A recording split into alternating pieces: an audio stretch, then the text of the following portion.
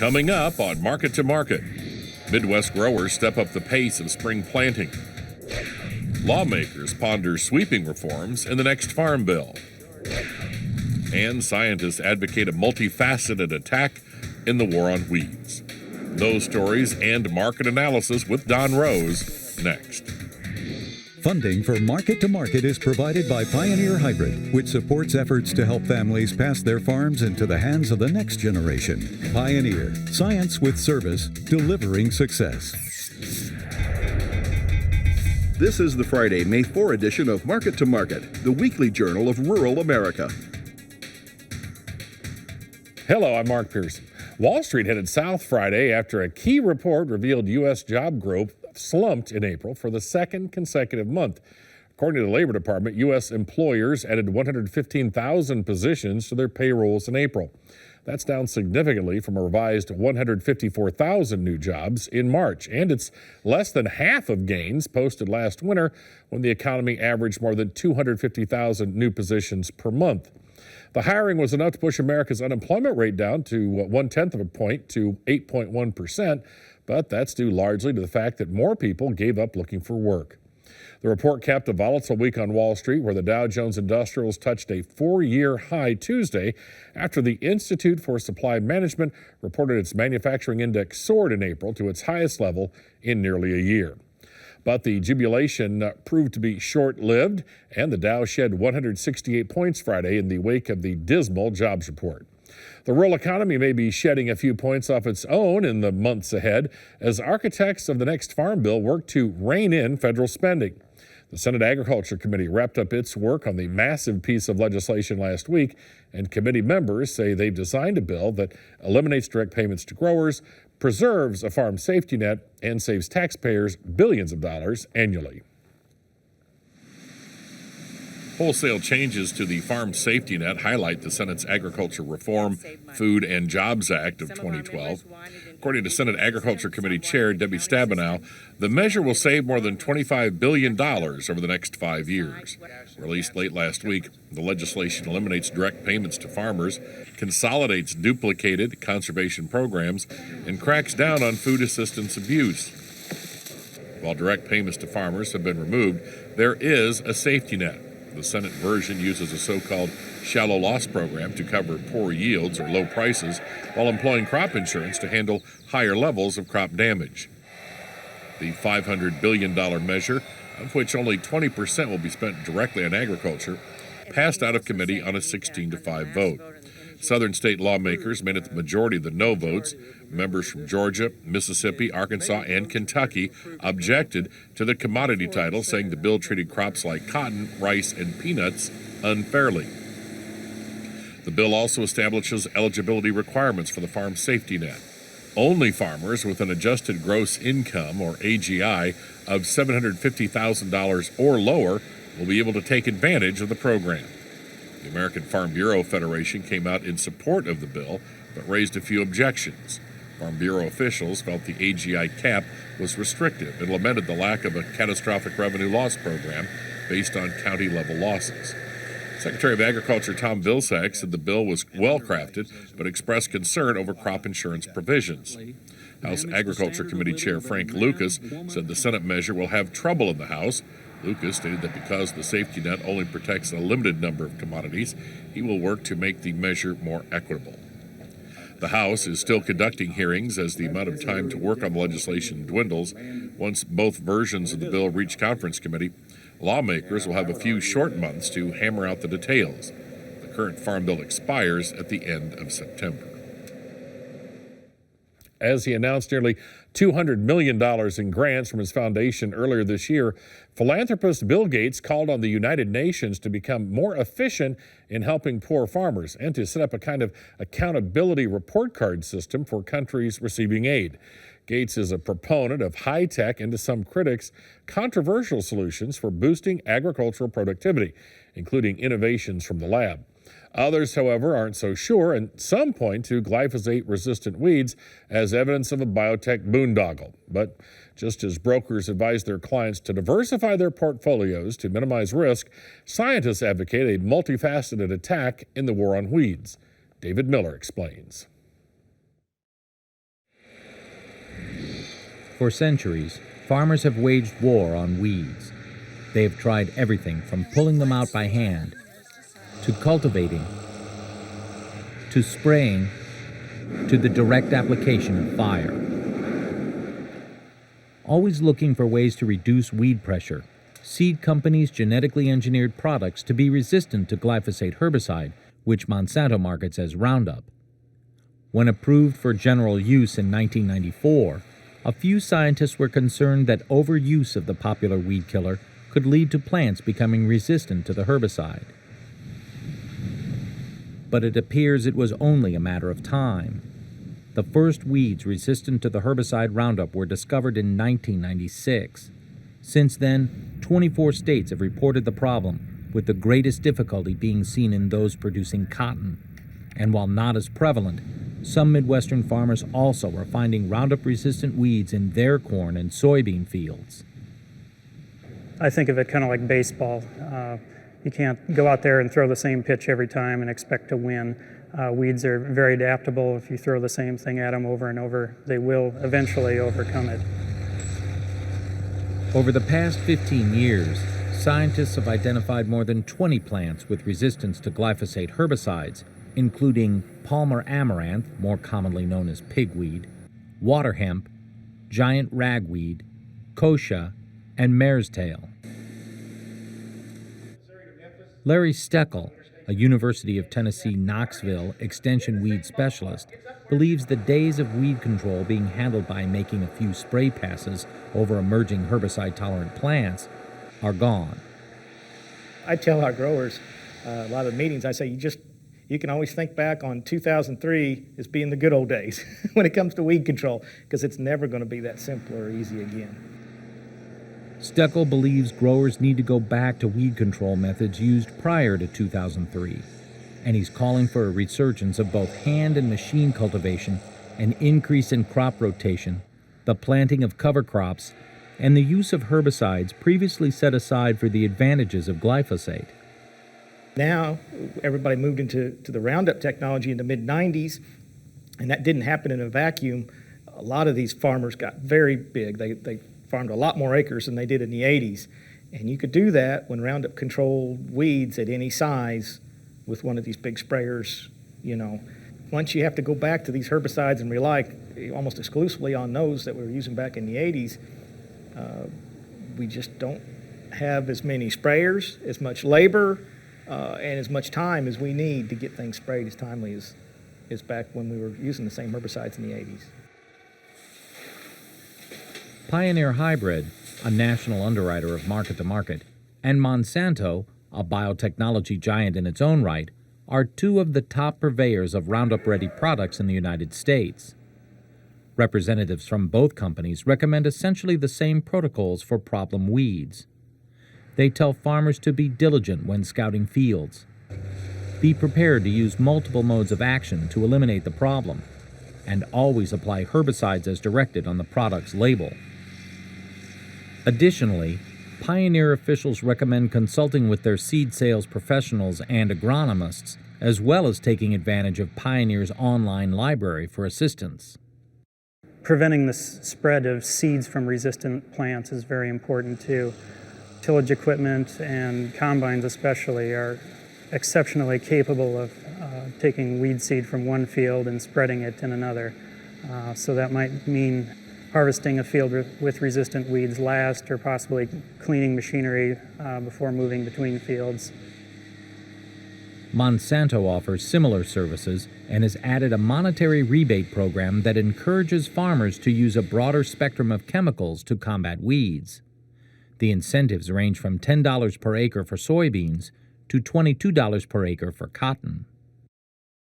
It's multiple modes of action. It's using 2 or 3 herbicides that have overlapping effects on the weeds, so that you don't get into a situation where you only have one herbicide and you're starting to select for the resistance.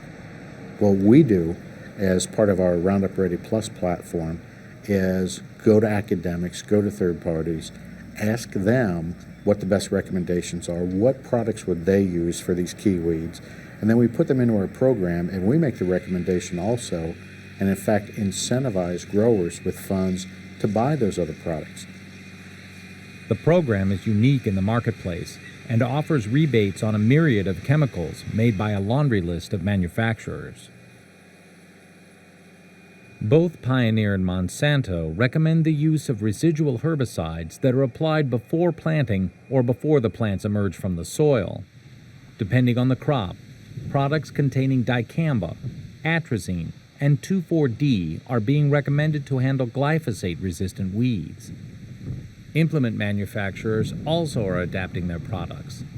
Wilmer, Minnesota-based Wilmer Fabrication, for example, makes a spray hood designed to decrease herbicide drift and increase direct application to problem weeds. And waiting in the wings are the next lines of herbicide-tolerant crops with resistance to chemicals already in the farmer's weed arsenal. Despite the encouraging news, these new seeds are still a few years away from commercialization.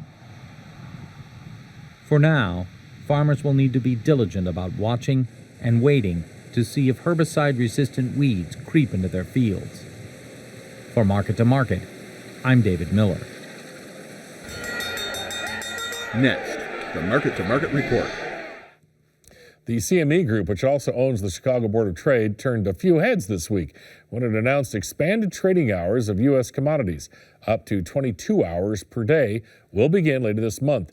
The move coincides with the UK-based Intercontinental Exchange's launch of U.S. grain and oilseed contracts.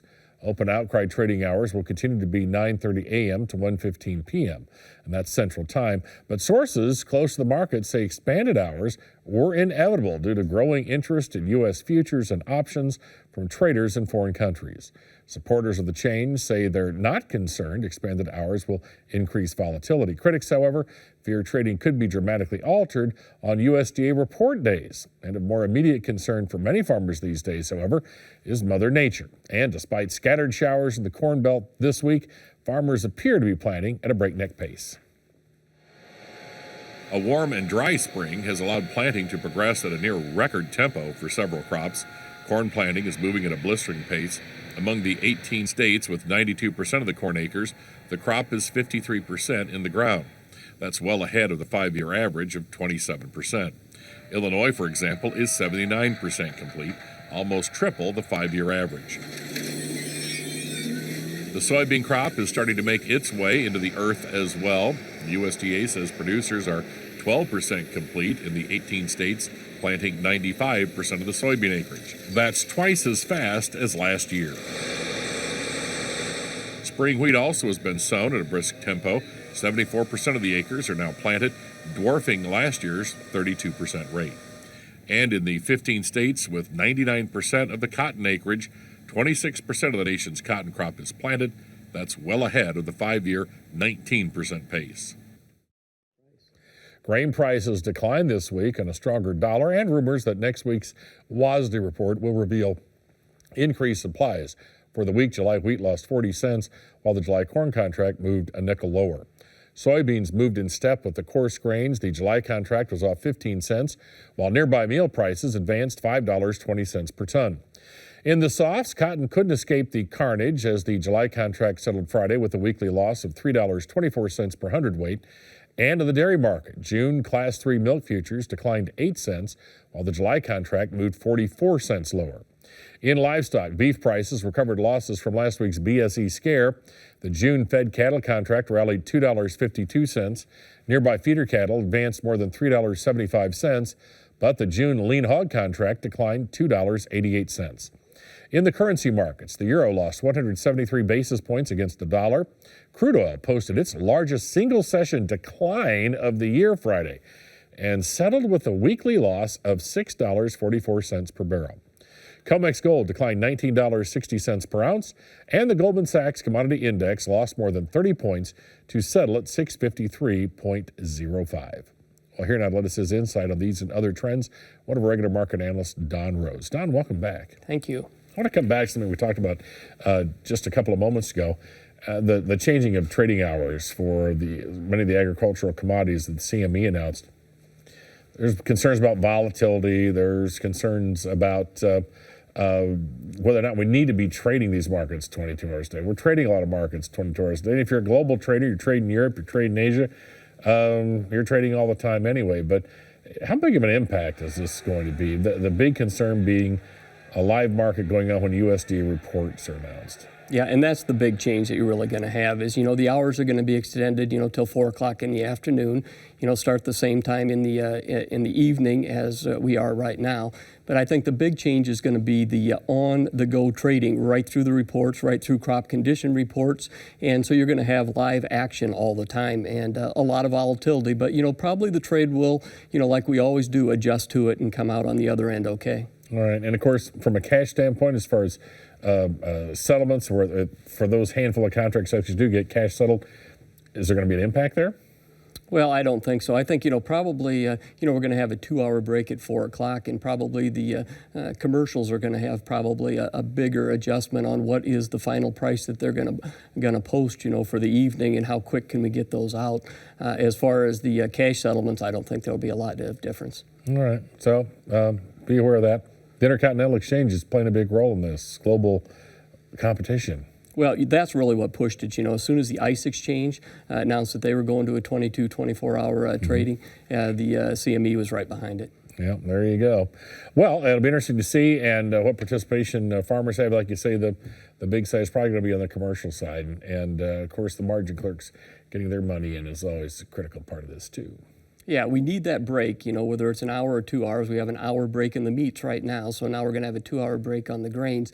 And really, that's so you can settle up so everybody can see where they're at, and then you can start the market activity again. So that's really why we even have a break, Mark. It may not be starting as quick as a lot of people think. It's been pushed back once or twice already as far as implementation and CFTC approval. So we'll see where it goes. But that's what's going on.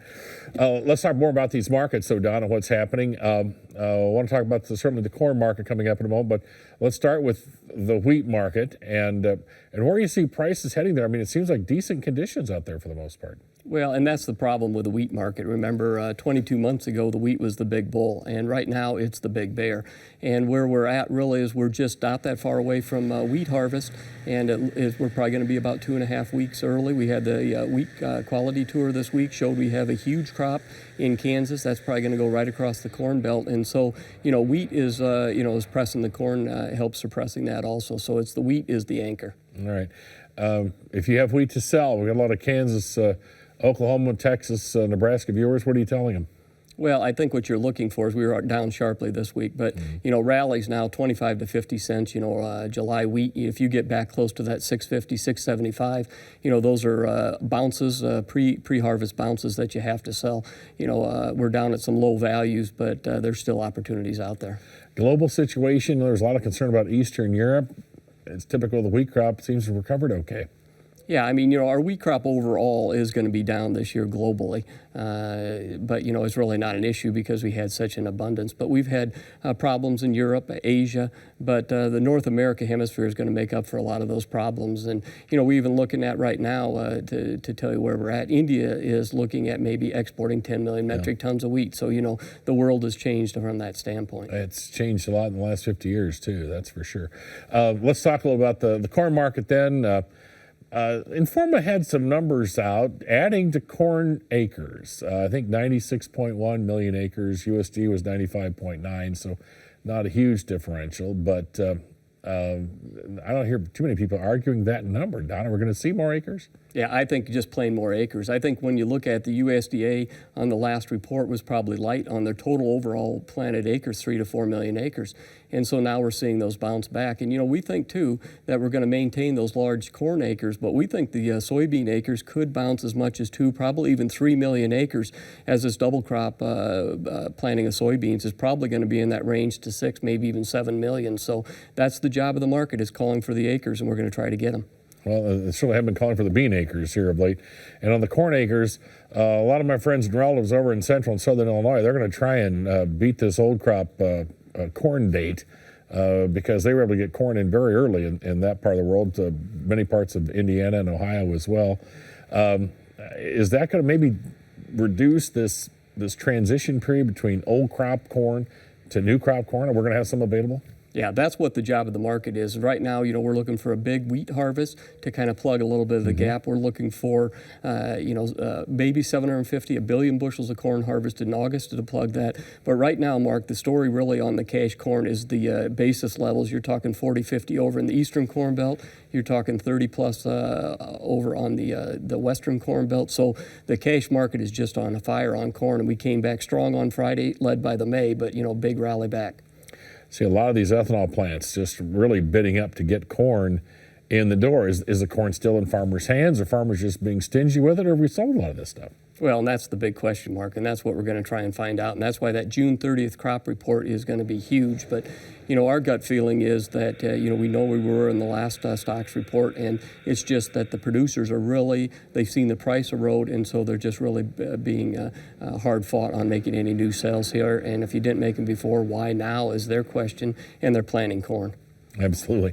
When you're on a tractor seat, it's hard to be hauling in. All right, so corn market. In terms of making sales, you want to do anything right now on this futures market, old crop, new crop? Well, I think when you look at the market overall, we're in a market that is moving into a supply bear market. And so I think what we're looking at is, rallies back are meant to be sold without a significant weather problem. The corn market is really dead in the water. So we think if rallies back on the D's corn back to 550, 560 or sales, weather problems, you shoot back up to $6, but you may not get the weather market, soon enough, and it may start at a lower level than you think. Old crop, really the job of the producer is that with these record tight basis levels, sell the cash, figure out another way to own it, because there's a much cheaper way to take on risk. All right, let's talk soybeans for a minute. Now, soybeans, like you say, they bought more acres, and the informative numbers showed a couple of million acre increase. You think it could be bigger than that by the time it's all said and done?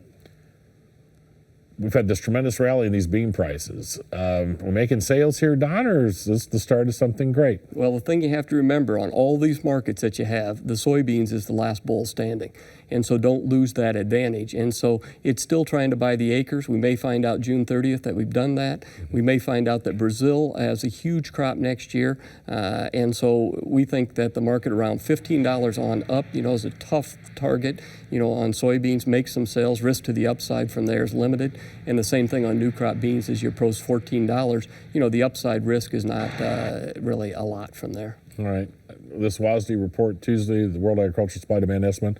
Don, anything there that we should be watching for? Well, I think it's going to ring the bell that we've got some big corn stocks out here, and we're going to be approaching 2 billion bushels. That's just a monstrous number. It's going to show abundant wheat stocks. It's going to show soybean stocks tight, but then you can add in bigger acres down the road possibly. But it's going to be the soybean table and how tight or how small the South America crop is. I mean, those are the two things we're going to watch. And of course, cotton. One mentioned that, and what you see happening there. Maybe an acre or two lost in cotton. Yeah, and I mean, it's like, who cares? Because, I mean, we're in a supply bear market, over in the cotton, and that was at one time the big bull. And so, we've lost demand, we've increased supplies, and, it's just the state that we're in at the present time. The market did its job. It plugged the tight situation. Let's talk fed cattle market, too. Obviously, we've had some hits there. We had the BSE thing, which turned out to be fairly insignificant. But we've also had a lot of the big money evaporate from the cattle futures contracts too. Yeah, I think they just plain got spooked. I mean, you got hit with the lean beef issue, then you got hit with BSE, but the market really was pretty strong, Mark. I mean, it went through those, and it took the hit, and now we've recovered. We think we put in a significant low in the cattle, probably an intermediate low, and the cash market this week, still showed us that we're running a big premium to the futures. So we think the downside there is probably limited. Third and fourth quarters turn pretty bullish. All right. Well, that's a good report on the beef. What about on the pork? Well, the hogs, another story. I mean, we just have too much pork. And there again, we did the job of the market, and that was to fill that void from China. China's production's up 4.1% this year. We're going to be up 2%. Overall, 2.6% more pork produced in the world, and the demand is soft. So we've got both ends that are hurting. And so, the hog market is, moving into a supply bear market. Okay, so consumers beware too, and producers. Anything you want a producer to do in the hog business right now? Well, we think that we may be, if beef puts in an intermediate low, we think that we're deeply oversold. We're near some cash support levels. We're probably going to get a bounce. And we think that, if you get June hogs up around 90, 92, if we're lucky enough to, we think those are probably hedge opportunities. The same thing when you look out at 2013 hogs. So make sure and protect yourself. Risk management, we think, is keys. Rallies back to $80 on these hogs makes sense to us. I can't let you leave tonight without asking you, Don, your thoughts on what happened in the oil market this week. Was this a dose of reality that we're awash in oil here in the United States? It seems like we have according to the Energy Information Agency, a handful of people who believe what they're putting out these days, that there's an awful lot of oil out there. These world prices have held high, and gas at the pump has been strong, and people just aren't driving much. Yeah, I think the problem is, clear. There's just too much debt in the U.S., in the world, and we're trying to come to grips with that. And consequently, we produce more oil than we need, and we've had the largest supplies of oil since the early 90s. So $6 move didn't surprise you that much. It really didn't. I think the key is, can $95 crude oil hold us? And I think we found out that 110, was a tough resistance area. So we're in a market that's moving lower, and the dollar's trying to move higher. All right. Of course, any disruptions, any issues between Israel and Iran, it could be a whole different conversation. Precious metals, what do you think there? Where do you think the dollar's going? Well, we think the dollar's moving higher. We still think we're the best of the worst, so we think there's some strength there. As far as the metal market, we think that, it's had its better days behind us. If interest rates move up, it's certainly not a good sign for the metals market. Interest rates now have just quit going down so far. All right. Just your global outlook, the concern about Europe is going to continue, and obviously sovereign debt, as you talked about, is a big issue there. And over in China, what are your thoughts there? Is there a slowdown coming in Asia? Well, we think there has been a slowdown. China topped out the stock market in 2008 about the same time we did, and they're really coming to grips. They were trying to get up to speed with us, so they're going to have to spend a lot of money, but, most definitely they're in a slowdown. Very good. Don Rose, we appreciate it. That'll wrap up this edition of Market to Market. If you'd like more information from Don on where these volatile markets just may be headed, visit the Market Plus page at our website. You'll find expanded market analysis. You'll find audio podcasts, streaming video of our program, and, of course, links to our Twitter feed and Facebook page exclusively at the Market to Market website. And be sure to join us again next week when we'll examine the market impact of USDA's latest estimates on global supply and demand. So until then, thanks for watching. I'm Mark Pearson. Have a great week.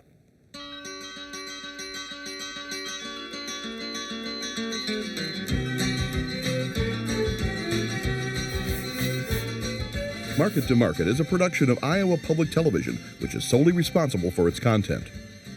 Funding for Market to Market is provided by Pioneer Hybrid, which supports efforts to help families pass their farms into the hands of the next generation. Pioneer, science with service, delivering success.